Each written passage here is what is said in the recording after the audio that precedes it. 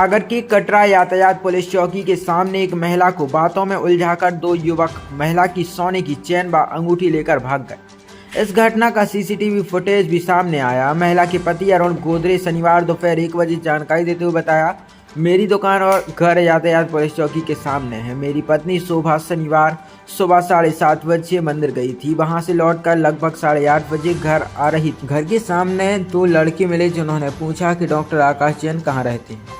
उन्होंने कहा कि मुझे नहीं पता और बातों में उलझा लिया और कहा कि आपके घर में कोई संकट आने वाला है और आप अपनी चैन अंगूठी उतारो, डिब्बी में रख लो, आप घर जाओ। और कुछ देर बाद बोले चैन अंगूठी लेकर 21 कदम आगे भीतर बाजार ले गए। उसके बाद उन्होंने वहां डिब्बी मांगी और बोले 2 चक्कर लगा लो, आपका संकट टल जाएगा, डिब्बी आप हमें दे दो। और डिब्बी लेकर मोटरसाइकिल से फरार हो गए। उन्होंने बताया कि 2 लड़के थे लेकिन भीतर बाजार में एक लड़का और खड़ा था। इस प्रकार कुल 3 लड़के थे। साथ उन्होंने बताया चेन और अंगूठी की कीमत लगभग 2 लाख थी। फिलहाल कोतवाली थाना पुलिस में शिकायत दर्ज कराई है। वहीं पुलिस सीसीटीवी फुटेज के आधार पर आरोपियों की तलाश में जुटी हुई है।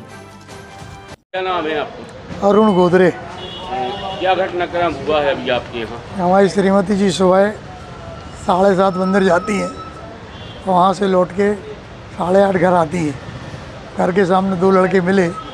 उन्होंने कहा कि डॉक्टर आकाश जैन कहाँ रहते हैं। मैंने कहा हमें नहीं पता। तो उन्होंने उनको बातों में उलझा लिया। बोले आपके घर में कोई संकट आने वाला है और आप चैन अंगूठी उतारो, अपनी डब्बी में रख लो, बाकी आप जाओ घर। 1 मिनट बाद बोले कि आप चैन अंगूठी लेके 21 कदम आगे चलो तो आपका संकट टल जाएगा। 21 कदम आगे भीतर यार ले गए वो। मैं पीछे श्रीमती पीछे चली गई।